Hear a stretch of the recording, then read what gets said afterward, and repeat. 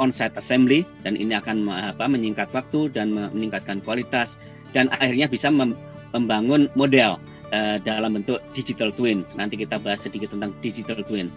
Jadi mulai dari desain, konstruksi, dan operation and maintenance, kita sudah ada ekosistemnya, ekosistem digital. Dari desain, survei itu bisa diinkorporasikan, dimasukkan dalam BIM kita, dalam building information modeling kita, dalam database digital kita. Kemudian desain bisa menggunakan virtual consultation, nanti saya sebutkan contohnya. Ataupun kalaupun itu jalan baru misalnya perlu environmental impact assessment, itu bisa juga dalam bentuk digital yang akan memudahkan traceability ya, kalau kita mau mencari data atau yang lama begitu mudah untuk dicarinya. Dan penggunaan artificial intelligence untuk optimisasi budget, kemudian material database yang lengkap, itu sangat membantu nanti dalam pengerjaan desain. Dan dalam bentuk digital itu akan lebih mudah lagi untuk dikelola. Dalam konstruksi juga demikian. Konstruksi menggunakan teknologi yang saya sebutkan tadi, mulai dari 3D printing, penggunaan AR, VR, nanti saya sebutkan contohnya, automation in construction, nanti juga ada contohnya. Dan operation and maintenance, penggunaan smart sensors dan artificial intelligence inspection. Nanti akan saya coba elaborasikan lagi. Jadi digital ecosystem di sini sangat penting. Nah, saya tadi sebutkan digital twins. Apa itu digital twins? Digital twins itu sebenarnya adalah semacam kembaran dari aset fisikal kita. Jadi kalau kita ada misalnya semacam ini ya, cangkir gitu ya. Cangkir ini cangkir beneran, tapi kita ada model digitalnya. Di model digitalnya itu ada data-data yang berkenaan dengan cangkir ini atau dengan building bangunan kita atau jalan kita. Di mana data itu nanti akan selalu diupdate, selalu diperbarui ketika desain, kemudian masuk ke konstruksi dan masuk ke pemeliharaan dan perawatan jalan. Jadi data itu akan selalu terupdate. Jadi secara gamblang ya, kalau kita punya physical aset jalan misalnya, nanti datanya kita pikirkan desainnya bagaimana, kita proses untuk membuat model virtualnya. Kemudian setelah model virtualnya jalan, nanti mulai dari desain, nanti kita implementasikan di konstruksi, nanti ada data baru. Ketika ada data baru, kita update datanya. Ketika operational, nanti kita update datanya. Sehingga lama-lama physical part kita dan digital desain kita menjadi semakin sempurna, semakin mirip. Dan ini sangat membantu nanti ketika kita harus merawat aset kita itu sendiri. Karena apa? Datanya sudah lengkap. Kita sudah tahu apa yang digunakan, dan kalau ada kerusakan, semua data kerusakan juga sudah lengkap, sehingga nanti untuk antisipasi atau untuk actionnya, untuk rehabilitasinya itu juga akurat, nanti actionnya menjadi semakin akurat. Nah, ini digital twins. Mudah-mudahan bisa jelas ya penjelasan tadi. Nah, saya tadi sebutkan BIM dan immersive technology. Untuk di Inggris ini sudah mulai dipakai, sudah mungkin 3 tahunan. Penggunaan virtual reality itu membantu kita untuk baik dalam desain ataupun dalam komunikasi antara tim dalam desain dan stakeholders. Karena apa? Karena di sini desainer itu bisa melihat kira-kira nanti rasanya bagaimana ketika desain itu kita pakai. Itu bisa kita lihat dengan kacamata virtual reality itu dalam bentuk 3 dimensinya, sehingga kelihatan. Dari proyek-proyek yang sudah dilakukan oleh Ecom, itu salah satunya dievaluasi efisiensinya berapa sih dengan penggunaan immersive technology ini. Ternyata banyak sekali efisiensi yang bisa dipakai.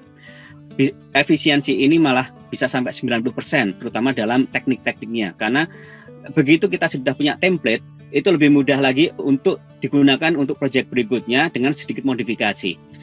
Nah, ini sangat membantu baik dalam waktu penyelesaian desain sampai ke cost, sampai ke biaya desainnya juga bisa ditekan lebih lanjut. Nah, untuk immersive technology juga sangat membantu terutama untuk aset-aset yang membutuhkan engagement atau interaksi dengan stakeholders, apakah itu otoritas yang lain ataupun masyarakat. Nah, ini sudah mulai dipakai oleh Ecom sebelum pandemi, itu virtual public consultation. Jadi semua data-data project itu ditampilkan secara virtual, dan publik atau otoritas bisa mengunjungi eksibisi untuk misalnya proyek jalan baru dan melihat kira-kira jalannya itu nanti seperti apa, impact atau efeknya terhadap saya, terhadap publik, terhadap lingkungan itu seperti apa. Itu bisa dilihat secara virtual. Dan ada dynamic feedback juga. Jadi mereka bisa berinteraksi dengan tim desainer atau tim dari proyek itu sendiri. Dan begitu pandemi terjadi, approach semacam ini menjadi semakin populer. Karena apa? Karena ada restriksi protokol kesehatan untuk berkumpul dengan orang yang dalam jumlah besar, maka solusi semacam ini menjadi semakin menarik dan sudah mulai banyak diadopsi. Nah, contoh untuk immersive technology dalam bentuk desain, ini salah satu contoh pemanfaatan visualisasi. Di sini data-data yang dipakai dalam desain divisualisasikan secara 3 dimensi. Ini salah satu contoh proyek yang sedang dilaksanakan oleh Ecom untuk pembangunan tunnel, jadi lorongan di bawah situs purbakala Stonehenge. Nah, di sini keuntungannya apa? Publik atau masyarakat ataupun otoritas yang lain, mereka bisa melihat ketika jalan itu sudah jadi, apa lebih kurang misalnya penampakannya seperti apa, efek terhadap lingkungannya itu seperti apa, bisa divisualisasikan, dan ini mempermudah untuk engagement, untuk berdiskusi dengan pihak-pihak yang terkait, dan setiap stakeholders mereka bisa merasa diri mereka di dalam project itu sendiri, jadi bisa dengan visualisasi lebih mudah mereka untuk memberikan feedback terhadap desain kita ataupun approval. Kalau kita bicara tentang klien. Nah, ini visualisasi. Kemudian otomasi di konstruksi. Bagaimana dengan otomasi di konstruksi? Otomasi di konstruksi di Inggris sudah dimulai sekitar 3-4 tahun yang lalu, dan sekarang sudah semakin masif dipergunakan. Apa sih yang diotomasikan? Nanti saya coba kita bahas lebih lanjut. Tujuannya apa? Kenapa harus menggunakan otomasi di konstruksi? Salah satu tujuannya adalah untuk mengurangi risiko keselamatan kerja. Coba kita lihat, kalau kita punya teknisi di lapangan, mereka harus melakukan pekerjaan lapangan seperti ini, sementara banyak kendaraan lalu lalang, apakah lori pembawa aspal dan sebagainya. Itu adalah suatu risiko keselamatan kerja. Demikian juga kalau teknisi harus mengambil data temperatur dari aspal yang panas, itu risiko keselamatan kerja. Dan satu lagi juga di lapangan kita banyak menggunakan kertas untuk mencatat apakah temperaturnya seperti apa, kondisi anginnya seperti apa, hasil pekerjaan seperti apa. Dan data semacam ini yang pertama itu kertas itu bisa hilang, yang kedua itu susah untuk di search. Kalau semua datanya dalam bentuk digital, itu lebih mudah nanti untuk di search, dan dengan otomasi nanti data itu akan di stream langsung ke server secara real time. Coba nanti kita bahas lebih lanjut ya. Nah, ini sudah mulai terjadi. Kebetulan kami yang melakukan riset dengan teman-teman di Ecom untuk klien kami, yaitu HWS England, itu mungkin semacam kalau di Indonesia Bina Marga mungkin ya, itu agen eksekutifnya Kementerian Transportasi yang merawat jalan. Kemudian MPA dan Eurobitum itu grup atau asosiasi dari para kontraktor yang menyelenggarakan pekerjaan jalan, apakah pembuat aspalnya, bitumennya, ataupun betonnya dan seterusnya. Nah, dengan digitalisasi data yang terjadi pada saat di pabrik, jadi mix design dan seterusnya, itu langsung masuk ke server, semua tercatat di server. Demikian juga ketika material itu dihamparkan di lapangan, datanya itu secara real time, secara live itu tercatat dan masuk ke server. Dan pada saat testing di lapangan, data juga langsung masuk ke server. Dan keuntungan daripada ini adalah datanya adalah data-data digital, dan data bisa langsung diakses dari mana saja, apakah oleh mandor di lapangan ataupun supervisor yang ada di kantor di lapangan, itu bisa langsung melihat datanya. Sehingga apa? Monitoring dari pekerjaan di lapangan itu bisa semakin baik. Keuntungan yang lain adalah ketika data itu atau pekerjaan itu sudah selesai, data itu masing-masing mempunyai lokasi, tergantung dari lokasi di lapangan, sehingga bisa di map out di laporan, dan ini semua dalam bentuk digital sehingga interaktif. Kebetulan pekerjaan ini juga tahun kemarin kami mendapatkan award ya di Kongres Jalan Dunia di Abu Dhabi, dan ini sudah mulai banyak dipakai, terutama di Inggris sudah mulai banyak dipakai di pekerjaan-pekerjaan konstruksi. Nah, summary, kesimpulan, banyak sekali benefit-benefit yang bisa kita pakai dengan digitalisasi di konstruksi. Yang pertama adalah keselamatan kerja yang lebih baik, kemudian datanya komprehensif, kemudian bisa memonitor kualitas secara real time, produktivitasnya pun juga meningkat, dan mengurangi kesalahan-kesalahan di lapangan, sehingga impact terhadap lingkungan juga semakin baik begitu. Nah, nanti akan saya coba paparkan contohnya ya, case studies untuk implementasi dari teknologi atau approach smart construction seperti ini. Nah, di masa depan apa yang terjadi? Kalau tadi smart construction tadi yang smart itu sensornya, tapi masih memakai operator. Kalau di masa depan sebenarnya sudah bukan masa depan lagi, karena ini sudah mulai dilakukan di Cina bulan Juni kemarin, penggunaan robot di konstruksi. Jadi operator sudah tidak lagi mengoperasikan alat-alat berat, tapi robot yang melakukannya. Jadi di masa depan ini yang akan terjadi.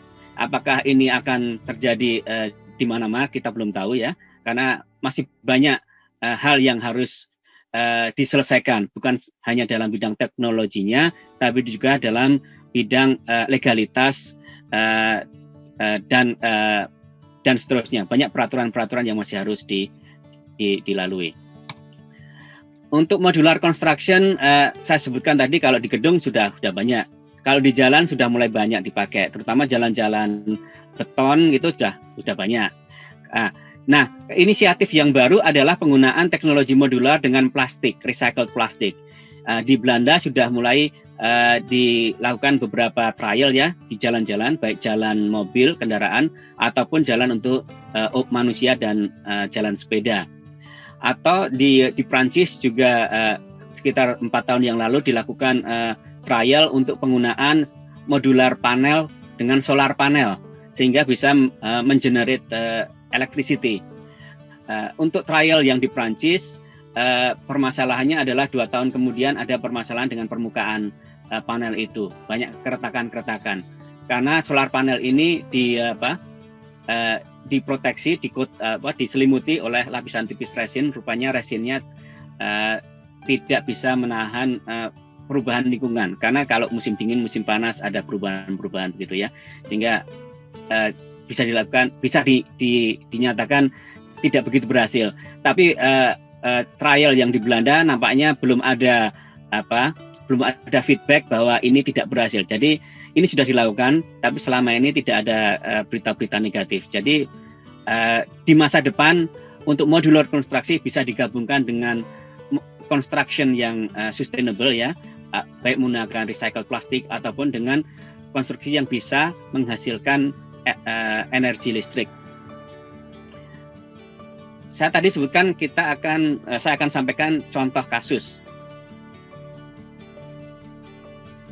Ada 2 contoh kasus yang akan saya coba sharing di sini.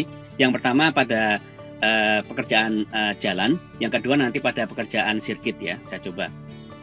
Nah, saya tadi sebutkan untuk automation in construction.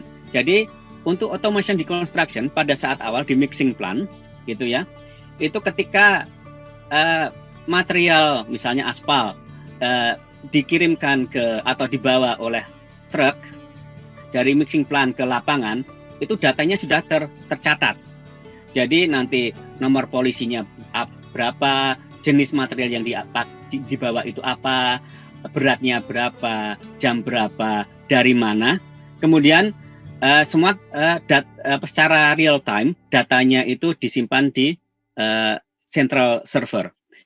Kemudian jarak tempuh dari pabrik ke lapangan juga tercatat. Kalau ada perubahan temperatur di material pada saat transfer dari lapangan, dari pabrik ke lapangan juga tercatat, dan juga kondisi udara juga dicatat. Jadi semua tercatat. Karena apa? Karena ini sangat penting, terutama kalau kita mengerjakan aspal ya, karena aspal itu sangat sensitif terhadap perubahan suhu dan udara. Kalau suhunya, terutama suhu aspalnya, kalau suhu aspalnya itu lebih rendah dari suhu yang ditentukan, maka akan terjadi kesulitan-kesulitan pada saat pekerjaan di lapangan, dan juga efeknya nanti di jangka panjang kinerja aset kita menjadi lebih buruk karena tidak tahan lama. Nah, ini tracking daripada material dari produksi ke lapangan. Kemudian ketika sudah dari produksi sampai di lapangan, material tersebut akan diterima oleh paver, mesin penghampar. Dan mesin penghampar itu dilengkapi dengan sensor-sensor. Mulai sensor-sensor GPS, ya, lokasinya bisa kedeteksi, sensor infrared untuk ngedeteksi temperatur, dan ada weather station. Weather station itu nanti akan melihat cuacanya, apakah anginnya kecepatan sekian, suhunya sekian, dan seterusnya. Untuk Indonesia mungkin tidak terlalu masalah ya. Kalau di Eropa, karena kita 4 musim, itu sangat bermasalah karena cuaca bisa berubah dari 14 ke 5 derajat dalam 1 hari begitu. Jadi itu sangat mempengaruhi kondisi material yang akan dihamparkan. Demikian juga untuk mesin pemadat. Mesin pemadat juga dilengkapi dengan sensor-sensor, baik sensor infrared temperature untuk melihat membaca temperatur dari material yang akan dipadatkan, dan juga GPS, dan nanti ada sensor untuk menghitung jumlah lintasan penghamparan juga. Jadi di sini datanya itu sangat lengkap, dan sensor-sensor ini membantu operator juga. Karena apa? Operator misalnya, operator untuk mesin pemadat, dia diberikan tugas untuk material ini harus dipadatkan dengan lintasan, misalnya minimum 6 lintasan. Nah, nanti sensor itu membantu menghitung dengan ada temperaturnya kecatat, jumlah lintasannya kecatat di titik-titik tertentu, dan itu memberikan feedback ke operator sehingga operator tahu, oke, pemadatan sudah cukup atau pemadatan masih kurang. Dengan display yang ada di depan dia sudah langsung tahu. Jadi tidak harus sambil nyetir mesin pemadat harus menghitung sudah berapa lintasan tadi, gitu. Itu sangat membantu proses dari penghamparan. Nah, untuk pemantauan temperatur di lapangan dengan menggunakan infrared sensor, itu temperaturnya dilihat secara menyeluruh. Artinya apa? Sensor itu scanning dari kiri ke kanan, ya, selebar lokasi yang dipadatkan, sehingga datanya pun lengkap.